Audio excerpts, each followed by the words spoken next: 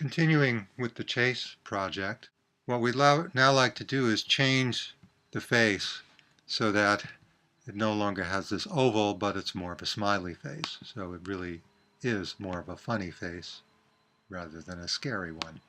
So we'll do that by modifying funny face, and in so doing we'll find an application of local variables. So to do this, the idea will be to cover the top part of the mouth with a flattened filled oval.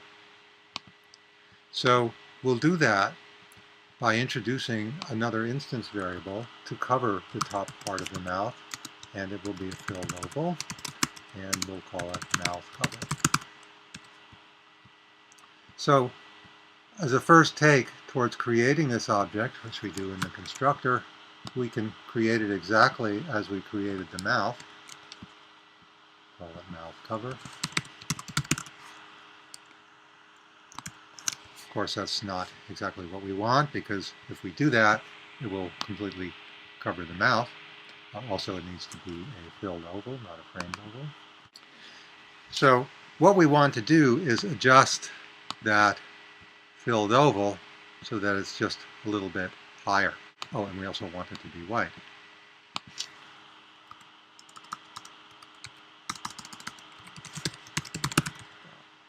Okay, this should be closer to what we want.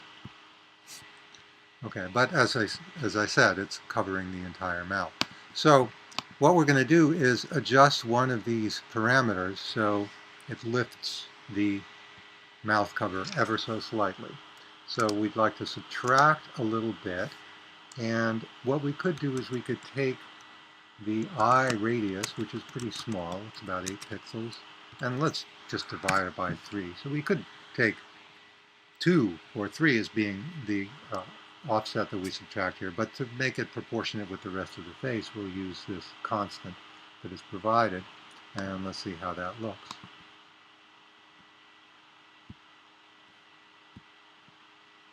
So there, we have a nice smiley face. Problem is, the mouth cover is created in the constructor, but it is not moving with the rest of the mouth, so that's easily solved by putting in a move invocation for the mouth cover.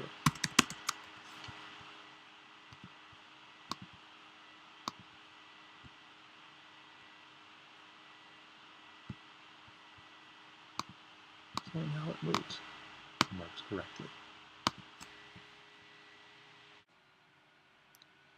Now let's take a look at the constructor in funny face, and notice that this expression right here, when we construct the mouth, and this expression right here, where we construct the mouth cover, are exactly the same. And we're computing them twice. So we can make things more efficient and also more readable by defining what's called the local variable, that is a variable that is defined and only accessible in the method for each of these expressions. And this first expression we might call mouth x coordinate, because it's the x coordinate of the mouth, and the second one we can call mouth y coordinate.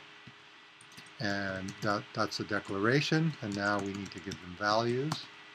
The value of mouth x coordinate is this right here, and then the one for mouth y coordinate is this value right here.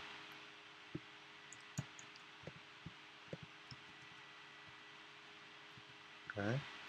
So once we have these assignment statements at the beginning of the method, we can now use these values just by naming this local variable wherever this expression appears.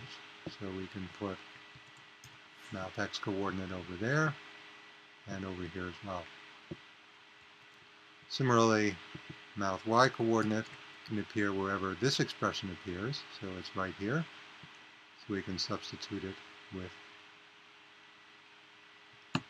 mouth y coordinate over there and over here. Notice that this expression is part of a larger expression, but that's just fine. When we put this variable in here, it will take this value and put it in there and subtract I_radius over 3. So this should compile, and everything should work exactly as before. No differences.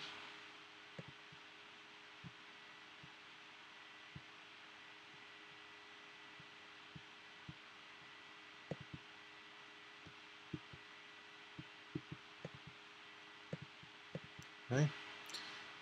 So that's an illustration of the idea of local variables. It's a little bit, tiny bit easier to read with these two variables in there, and you might find some other simplifications we can make for this code.